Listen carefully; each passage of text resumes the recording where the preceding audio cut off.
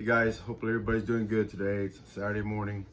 Know it's pretty nasty outside with it being raining and all, but stay home. Still continue with the stay home, be safe aspect of it. But anyhow, kind of go back to where we were at before.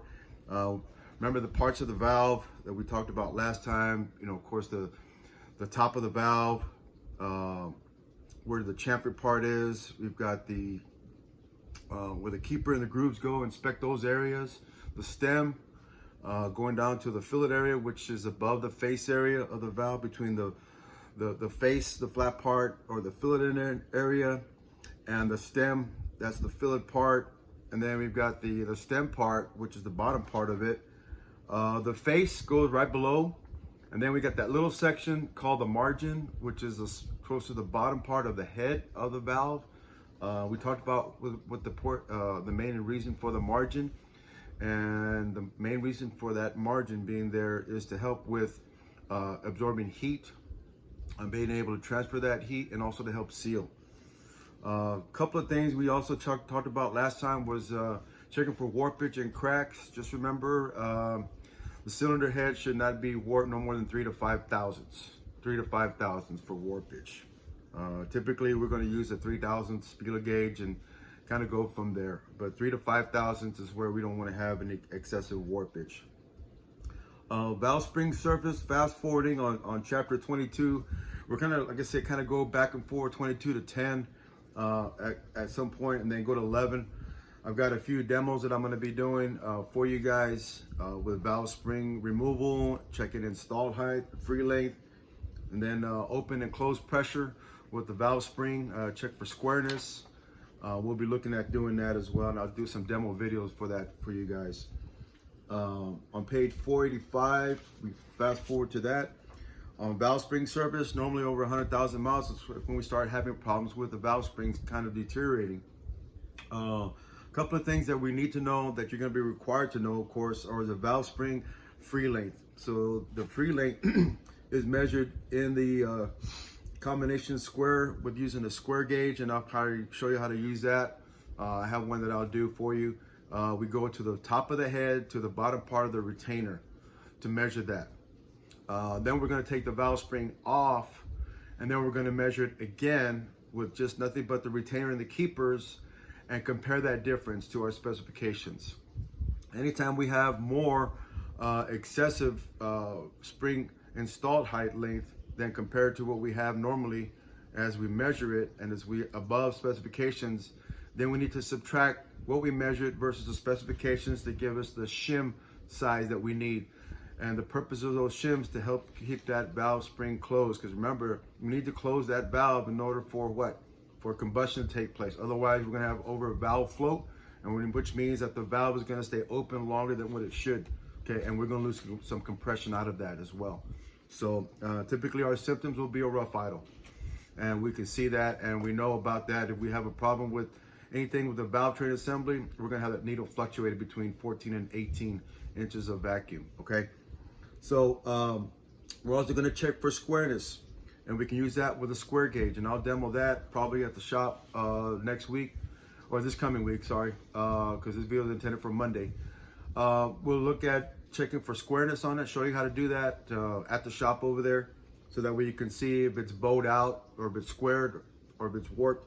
We can have a problem with replacing it, because we're going to lose what we call a spring elasticity on it, and that will cause and compromise compression issues within our cylinder head.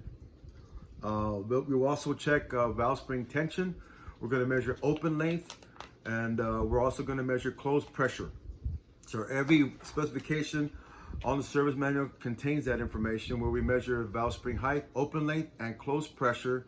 And what that does for us is it determines and helps to see if our springs are as strong as they need to be, basically. And if they're not, if they're weak, then we need to work on looking at probably putting some shims on there, okay, to kind of help us out with that.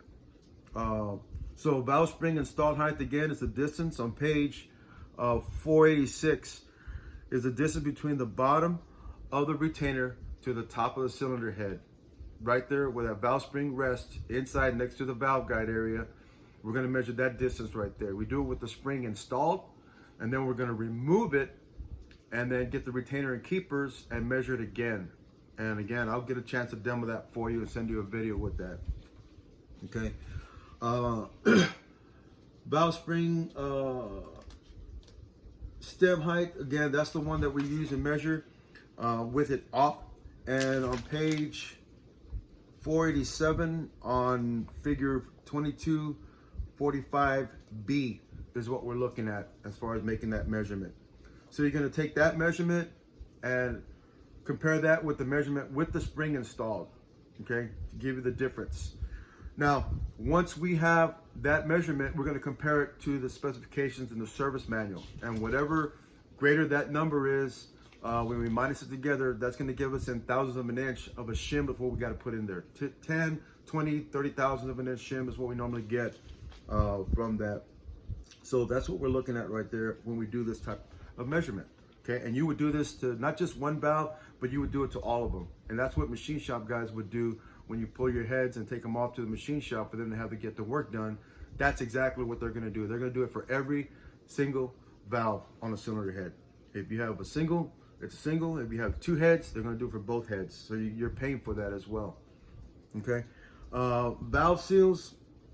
We have on figure 2253 the on-the-car valve seal service. We do have that, and I'll get a chance to demo that over there at the shop. We've got a valve spring compressor that goes over the valve spring itself. So this is where you can actually replace the valve stem seals without removing the cylinder head. Okay, you have to use shop air pressure, regulate it to about 20 psi, and then you'll go ahead and start taking the retainer and clippers out, keepers out, remove the valve spring together, and then you can access with the valve spring pliers, O-ring seal pliers, to remove the valve stem seal and put the correct one in there.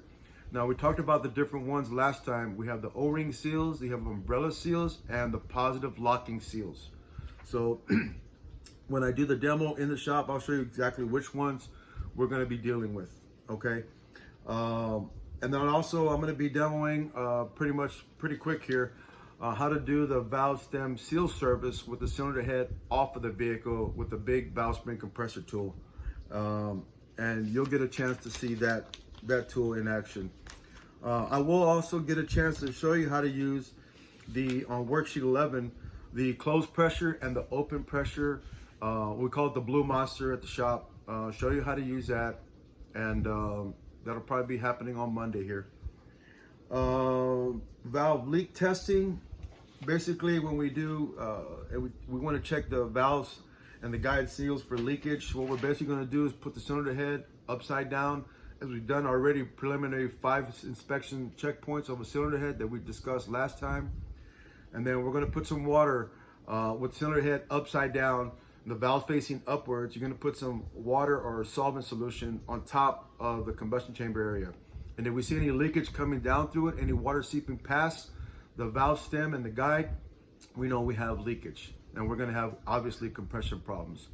So that's kind of how they do that out there in the machine shop area. But of course, you can do that yourselves, and that's one of the things that we could demo also, just see if there's any leakage, and I'll probably get another video to kind of show you that.